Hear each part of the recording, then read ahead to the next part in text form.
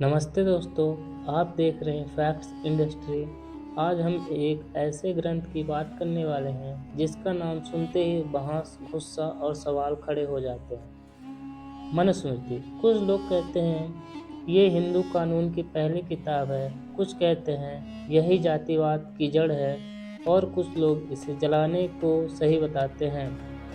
लेकिन सवाल ये है, मनुस्मृति में असल में लिखा क्या है? क्या यह वेदों का हिस्सा है? डॉक्टर भीमराव अंबेडकर ने मनुस्मृति क्यों जलाई? क्या आज के हिंदू समाज पर मनुस्मृति लागू होती है? आज इस वीडियो में हम न भावनाओं से, न अफवाहों से, बल्कि इतिहास और तथ्यों से बात करेंगे। वीडियो अंत तक जरूर देखिए। मनुस्मृति क्या है? मनुस्मृति को मानव धर्मशास्त्र भी कहा जाता है। यह एक शास्त्र है। अनुमानित रचना काल 200 ईसा पूर्व से 200 ईस्वी के बीच। लेखक माने जाते हैं मनु, लेकिन ये ऐतिहासिक व्यक्ति थे या प्रतीक, इस पर भेदभाव या मतभेद भी है। मनुस्मृति वेद नहीं है, न ही उपनिषद, न ही गीता है। यह एक सामाजिक नियमों की किताब थी जो उस समय के समाज को नियंत्रित करने के लिए लिखी गई। उस समय राजा, समाज, परिवार, सजा, इनाम सब कुछ धर्मशास्त्रों से चलता था। मनुस्मृति में क्या क्या लिखा?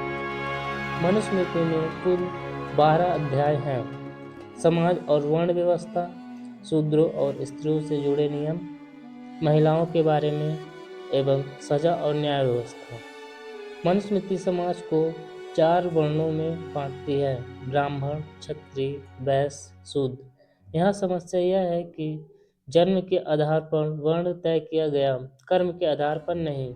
शूद्रों और स्त्रियों से जुड़े नियम भी हैं। यहाँ कुछ श्लोक बहुत विवादित हैं। उदाहरणतः, शूद्र को वेद पढ़ने का अधिकार नहीं, शूद्र यदि वेद सुने तो दंड, स्त्री को स्वतंत्रता नहीं, स्त्री को जीवन भर पुरुष पर निर्भर बताया गया। यही वो बातें हैं जो आधुनिक मानव अधिकारों के खिलाफ है। महिलाओं के बारे में भी लिखा गया। मनुस्मृति में महिलाओं को पिता, पति, पुत्र पर निर्भर बताया गया। हालांकि कुछ श्लोक स्त्री को सम्मान भी देते हैं, जैसे जहाँ नारी की पूजा होती है वहाँ देवता वास करते हैं। लेकिन विरोधाभास यही है कि सम्मान की बात और अधिकार छीनना दोनों साथ हैं। सजा और न्याय व्यवस्था में मनुस्मृति में ब्राह्मण को हल्की सजा, शूद्र को कठोर सजा, समान अपराध पर समान कानून नहीं था। यही कारण है कि इसे असमान और अन्यायपूर्ण माना गया। क्या मनुस्मृति हिंदू धर्म की किताब है? सीधा जवाब नहीं। हिंदू धर्म की मूल किताबें वेद, उपनिषद, भागवत गीता, मनुस्मृति। हिंदू धर्म की मूल किताबें वेद, उपनिषद, भागवत गीता। मनुस्मृति एक स्मृत ग्रंथ है। समय और समाज के अनुसार लिखा गया, इसे बदला भी गया, जोड़ा घटाया भी गया। खुद हिंदू शास्त्र कहते हैं जो धर्म समय के अनुकूल न हो वह त्यागने योग्य है। मनुस्मृति क्यों जलाई गई, इसमें भी विवाद बना रहता है।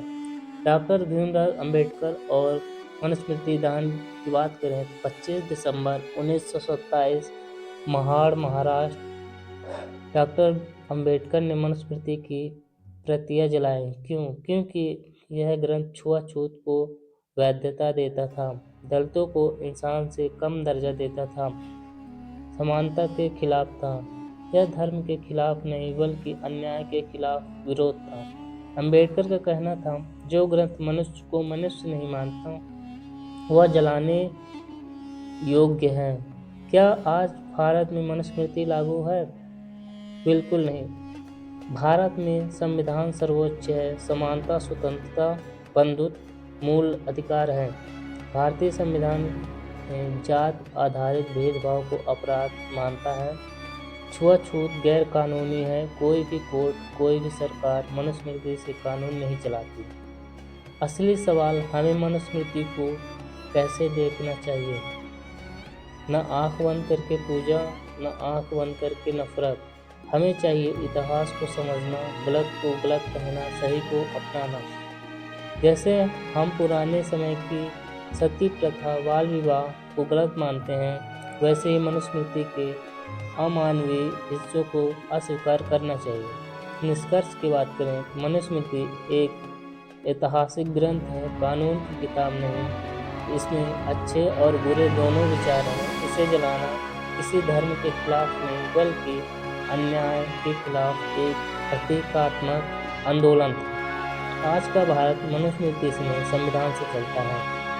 अगर आपको यह वीडियो जानकारीपूर्ण लगा हो, संतुष्टित लगा हो, सच्चाई के करीब लगा, तो वीडियो को लाइक करें, शेयर करें और फैक्ट इंडस्ट्री चैनल को सब्सक्राइब जरूर करें।